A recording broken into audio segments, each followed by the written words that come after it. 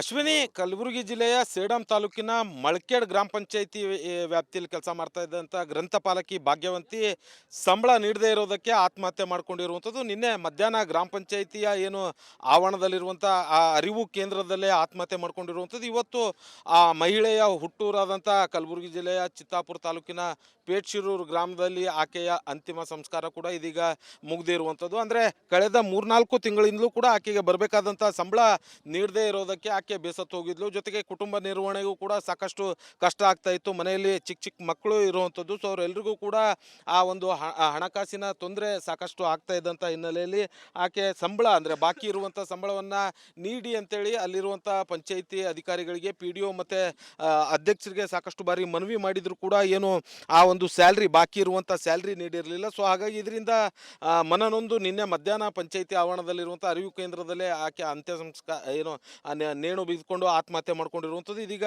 ಆಕೆಯ ಅಂತಿಮ ಸಂಸ್ಕಾರಕ್ಕೆ ಗ್ರಂಥಪಾಲಕರು ಎಲ್ಲರೂ ಕೂಡ ಜಿಲ್ಲೆಯಿಂದ ಸಾಕಷ್ಟು ಜನ ಬಂದಿರುವಂಥದ್ದು. ಜೊತೆಗೆ ರಾಜ್ಯಾಧ್ಯಕ್ಷರು, ಜಿಲ್ಲಾಧ್ಯಕ್ಷರು ಸೇರಿದಂತೆ ಸಾಕಷ್ಟು ಜನ ಬಂದಿರುವಂಥದ್ದು. ಜೊತೆಗೆ ಇಲ್ಲಿ ಇರುವಂಥ ಮಹಿಳೆಯರು ಕೂಡ ಅಂದರೆ ಅವರೆಲ್ಲರೂ ಕೂಡ ಗ್ರಂಥಪಾಲಕಿಯರಾಗಿ ಕೆಲಸ ಮಾಡ್ತಾ ಇದ್ರು. ಸೊ ಅವರು ಕೂಡ ಬಂದಿರುವಂಥದ್ದು.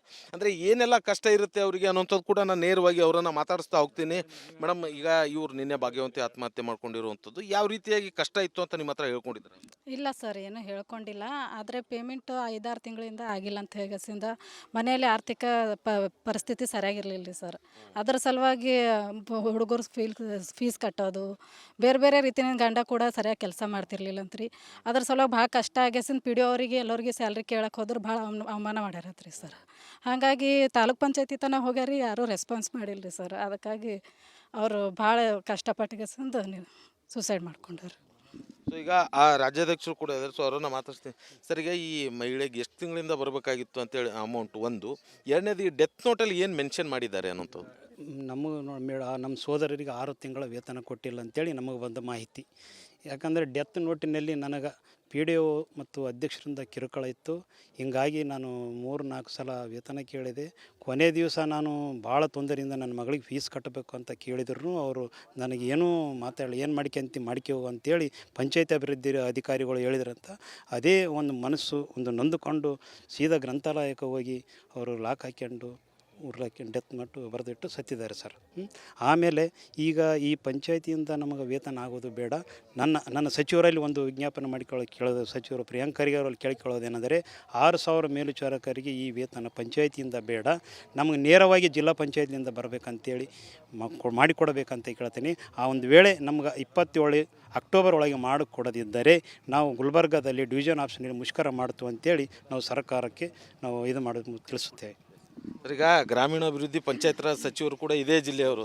ಇಲ್ಲಿರುವಂಥ ಅವರ ಅಡಿಯಲ್ಲಿ ಬರುವಂಥ ಸಿಬ್ಬಂದಿಗಳಿಗೆ ಈ ರೀತಿ ಅನ್ಯಾಯ ಆಗ್ತಾ ಇದೆಯಲ್ಲ ಅಂತ.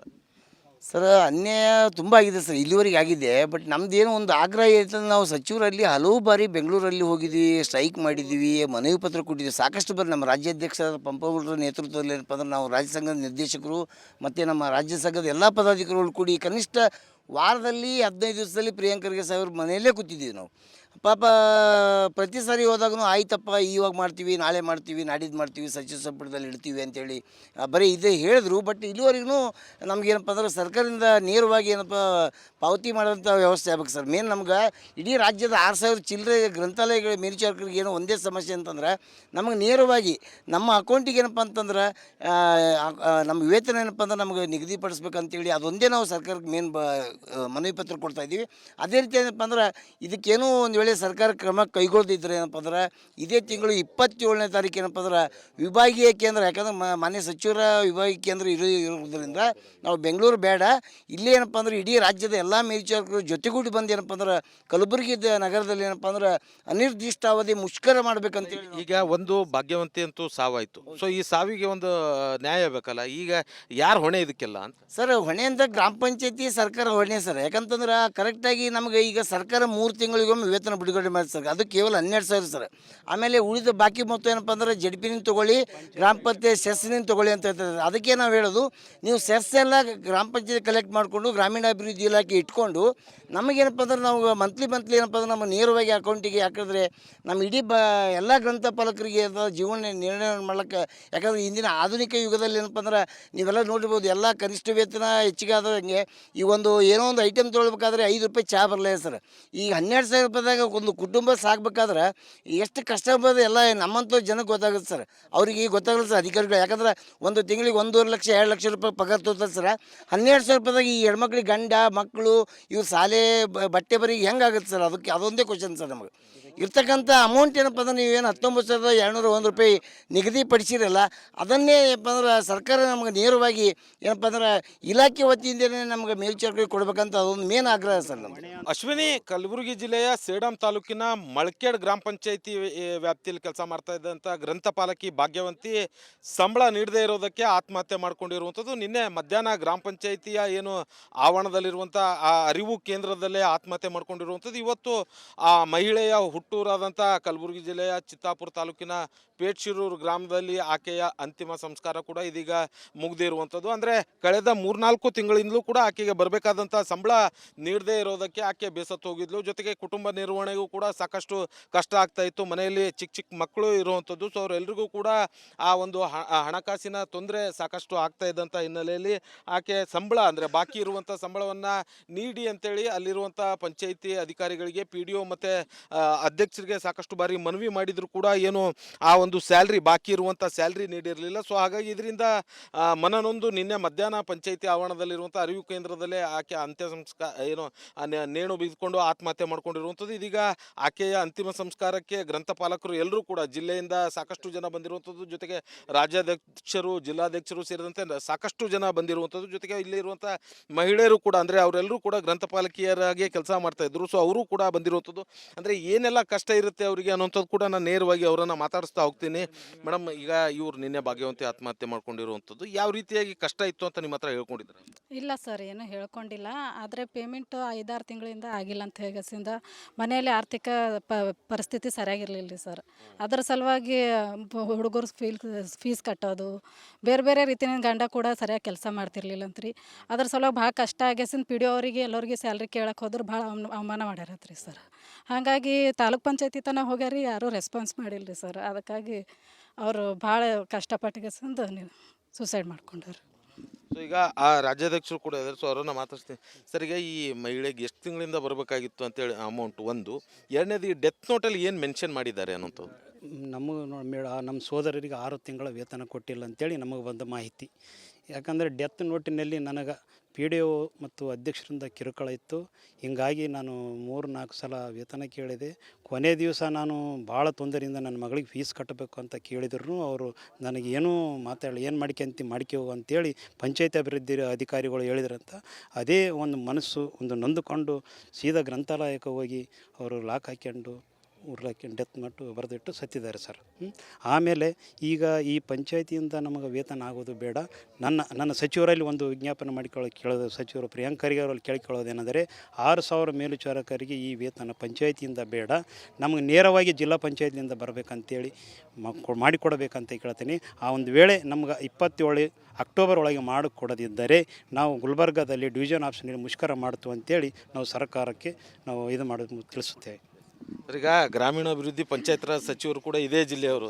ಇಲ್ಲಿರುವಂಥ ಅವರ ಅಡಿಯಲ್ಲಿ ಬರುವಂಥ ಸಿಬ್ಬಂದಿಗಳಿಗೆ ಈ ರೀತಿ ಅನ್ಯಾಯ ಆಗ್ತಾ ಇದೆಯಲ್ಲ ಅಂತ. ಸರ್, ಅನ್ಯಾಯ ತುಂಬ ಆಗಿದೆ ಸರ್, ಇಲ್ಲಿವರೆಗೆ ಆಗಿದೆ. ಬಟ್ ನಮ್ಮದೇನೋ ಒಂದು ಆಗ್ರಹ ಇರ್ತದೆ. ನಾವು ಸಚಿವರಲ್ಲಿ ಹಲವು ಬಾರಿ ಬೆಂಗಳೂರಲ್ಲಿ ಹೋಗಿದ್ವಿ, ಸ್ಟ್ರೈಕ್ ಮಾಡಿದ್ದೀವಿ, ಮನವಿ ಪತ್ರ ಕೊಟ್ಟಿದ್ದೀವಿ ಸಾಕಷ್ಟು ಬಾರಿ. ನಮ್ಮ ರಾಜ್ಯಾಧ್ಯಕ್ಷರಾದ ಪಂಪಗೌಡರ ನೇತೃತ್ವದಲ್ಲಿ ಏನಪ್ಪ ಅಂದ್ರೆ ನಾವು ರಾಜ್ಯ ಸಂಘದ ನಿರ್ದೇಶಕರು ಮತ್ತು ನಮ್ಮ ರಾಜ್ಯ ಸಂಘದ ಎಲ್ಲ ಪದಾಧಿಕಾರಿಗಳು ಕೂಡಿ ಕನಿಷ್ಠ ವಾರದಲ್ಲಿ 15 ದಿವಸದಲ್ಲಿ ಪ್ರಿಯಾಂಕ್ ಖರ್ಗೆ ಸಾಹೇಬ್ರ ಮನೆಯಲ್ಲೇ ಕೂತಿದ್ದೀವಿ ನಾವು. ಪಾಪ ಪ್ರತಿ ಸಾರಿ ಹೋದಾಗೂ ಆಯ್ತಪ್ಪ ಇವಾಗ ಮಾಡ್ತೀವಿ, ನಾಳೆ ಮಾಡ್ತೀವಿ, ನಾಡಿದ್ದು ಮಾಡ್ತೀವಿ, ಸಚಿವ ಸಂಪುಟದಲ್ಲಿ ಇಡ್ತೀವಿ ಅಂತೇಳಿ ಬರೀ ಇದೇ ಹೇಳಿದ್ರು. ಬಟ್ ಇಲ್ಲಿವರೆಗೂ ನಮಗೇನಪ್ಪ ಅಂದ್ರೆ ಸರ್ಕಾರದಿಂದ ನೇರವಾಗಿ ಏನಪ್ಪ ಪಾವತಿ ಮಾಡೋಂಥ ವ್ಯವಸ್ಥೆ ಆಗ್ಬೇಕು ಸರ್. ಮೇನ್ ನಮ್ಗೆ ಇಡೀ ರಾಜ್ಯದ 6,000 ಚಿಲ್ಲರೆ ಗ್ರಂಥಾಲಯಗಳ ಮೇಲ್ವಿಚಾರಕರಿಗೆ ಏನೋ ಒಂದೇ ಸಮಸ್ಯೆ ಅಂತಂದ್ರೆ ನಮಗೆ ನೇರವಾಗಿ ನಮ್ಮ ಅಕೌಂಟಿಗೆ ಏನಪ್ಪ ಅಂತಂದ್ರೆ ನಮ್ಮ ವೇತನ ಏನಪ್ಪ ಅಂದ್ರೆ ನಮಗೆ ನಿಗದಿಪಡಿಸ್ಬೇಕಂತೇಳಿ ಅದೊಂದೇ ನಾವು ಸರ್ಕಾರಕ್ಕೆ ಮೇನ್ ಮನವಿ ಪತ್ರ ಕೊಡ್ತಾಯಿದ್ದೀವಿ. ಅದೇ ರೀತಿ ಏನಪ್ಪ ಅಂದ್ರೆ ಇದಕ್ಕೇನೋ ಒಂದು ವೇಳೆ ಸರ್ಕಾರ ಕ್ರಮ ಕೈಗೊಳ್ದಿದ್ರೆ ಏನಪ್ಪ ಅಂದ್ರೆ ಇದೇ ತಿಂಗಳು 27ನೇ ತಾರೀಕು ಏನಪ್ಪ ಅಂದ್ರೆ ವಿಭಾಗೀಯ ಕೇಂದ್ರ, ಯಾಕಂದ್ರೆ ಮಾನ್ಯ ಸಚಿವರ ವಿಭಾಗೀಯ ಕೇಂದ್ರ ಇರೋದ್ರಿಂದ ನಾವು ಬೆಂಗಳೂರು ಬೇಡ, ಇಲ್ಲೇ ಏನಪ್ಪ ಅಂದ್ರೆ ಇಡೀ ರಾಜ್ಯದ ಎಲ್ಲ ಮೇಲ್ವಿಚಾರಕರು ಜೊತೆಗೂಡಿ ಬಂದು ಏನಪ್ಪ ಅಂದ್ರೆ ಕಲಬುರಗಿ ನಗರದಲ್ಲಿ ಏನಪ್ಪ ಅಂದ್ರೆ ಅನಿರ್ದಿಷ್ಟಾವಧಿ ಮುಷ್ಕರ ಮಾಡ್ಬೇಕಂತೇಳಿ. ಈಗ ಒಂದು ಭಾಗ್ಯವಂತಿ ಅಂತೂ ಸಾವಾಯ್ತು. ಸೊ ಈ ಸಾವಿಗೆ ಒಂದು ನ್ಯಾಯ ಬೇಕಲ್ಲ, ಈಗ ಯಾರು ಹೊಣೆ ಇದಕ್ಕೆಲ್ಲ ಅಂತ? ಸರ್ ಹೊಣೆ ಅಂತ ಗ್ರಾಮ ಪಂಚಾಯತಿ ಸರ್ಕಾರ ಹೊಣೆ ಸರ್. ಯಾಕಂತಂದ್ರೆ ಕರೆಕ್ಟಾಗಿ ನಮಗೆ ಈಗ ಸರ್ಕಾರ 3 ತಿಂಗಳಿಗೊಮ್ಮೆ ವೇತನ ಬಿಡುಗಡೆ ಮಾಡಿ ಸರ್, ಅದು ಕೇವಲ 12,000 ಸರ್. ಆಮೇಲೆ ಉಳಿದ ಬಾಕಿ ಮೊತ್ತ ಏನಪ್ಪ ಅಂದ್ರೆ ಜಡ್ಪಿನಿಂದ ತೊಗೊಳ್ಳಿ, ಗ್ರಾಮ ಪಂಚಾಯತ್ ಸೆಸ್ನಿಂದ ತೊಗೊಳ್ಳಿ ಅಂತ ಹೇಳ್ತಾರೆ. ಅದಕ್ಕೆ ನಾವು ಹೇಳೋದು, ನೀವು ಸೆಸ್ ಎಲ್ಲ ಗ್ರಾಮ ಪಂಚಾಯತ್ ಕಲೆಕ್ಟ್ ಮಾಡಿಕೊಂಡು ಗ್ರಾಮೀಣಾಭಿವೃದ್ಧಿ ಇಲಾಖೆ ಇಟ್ಕೊಂಡು ನಮಗೇನಪ್ಪ ಅಂದ್ರೆ ನಾವು ಮಂತ್ಲಿ ಏನಪ್ಪ ಅಂದ್ರೆ ನಮ್ಮ ನೇರವಾಗಿ ಅಕೌಂಟಿಗೆ ಹಾಕಿದ್ರೆ ನಮ್ಮ ಇಡೀ ಎಲ್ಲ ಗ್ರಂಥಪಾಲಕರಿಗೆ ಜೀವನ ನಿರ್ಣಯ ಮಾಡ್ಲಿಕ್ಕೆ. ಯಾಕಂದ್ರೆ ಇಂದಿನ ಆಧುನಿಕ ಯುಗದಲ್ಲಿ ಏನಪ್ಪ ಅಂದ್ರೆ ನೀವೆಲ್ಲ ನೋಡಿರ್ಬೋದು, ಎಲ್ಲ ಕನಿಷ್ಠ ವೇತನ ಹೆಚ್ಚಿಗೆ ಆದಂಗೆ ಈ ಒಂದು ಏನೋ ಒಂದು ಐಟಮ್ ತೊಗೊಳ್ಬೇಕಾದ್ರೆ 5 ರೂಪಾಯಿ ಚಹಾ ಬರಲ್ಲ ಸರ್. ಈಗ 12,000 ರೂಪಾಯಿದಾಗ ಒಂದು ಕುಟುಂಬ ಸಾಕ್ಬೇಕಾದ್ರೆ ಎಷ್ಟು ಕಷ್ಟ ಬರೋದು ಎಲ್ಲ ನಮ್ಮಂಥ ಜನಕ್ಕೆ ಗೊತ್ತಾಗುತ್ತೆ ಸರ್. ಅವ್ರಿಗೆ ಗೊತ್ತಾಗಲ್ಲ ಸರ್ ಅಧಿಕಾರಿಗಳು. ಯಾಕಂದ್ರೆ ಒಂದು ತಿಂಗಳಿಗೆ 1.5 ಲಕ್ಷ 2 ಲಕ್ಷ ರೂಪಾಯಿ ಪಗಾರ ತೊಗೊತಾರೆ ಸರ್. 12,000 ರೂಪಾಯಿದಾಗ ಈ ಹೆಣ್ಮಕ್ಳಿಗೆ ಗಂಡ ಮಕ್ಕಳು ಇವ್ರು ಶಾಲೆ ಬಟ್ಟೆ ಬರಿಗೆ ಹೆಂಗಾಗುತ್ತೆ ಸರ್? ಅದೊಂದೇ ಕ್ವಶನ್ ಸರ್ ನಮಗೆ ಇರ್ತಕ್ಕಂಥ ಅಮೌಂಟ್ ಏನಪ್ಪ ಅಂದ್ರೆ ನೀವೇನು 19,201 ರೂಪಾಯಿ ನಿಗದಿಪಡಿಸಿರಲ್ಲ, ಅದನ್ನೇ ಏನಪ್ಪ ಅಂದ್ರೆ ಸರ್ಕಾರ ನಮಗೆ ನೇರವಾಗಿ ಏನಪ್ಪ ಅಂದ್ರೆ ಇಲಾಖೆ ವತಿಯಿಂದಲೇ ನಮ್ಗೆ ಮೇಲ್ವಿಚಾರಕರಿಗೆ ಕೊಡ್ಬೇಕಂತ ಅದೊಂದು ಮೇನ್ ಆಗ್ರಹ ಸರ್ ನಮ್ಗೆ.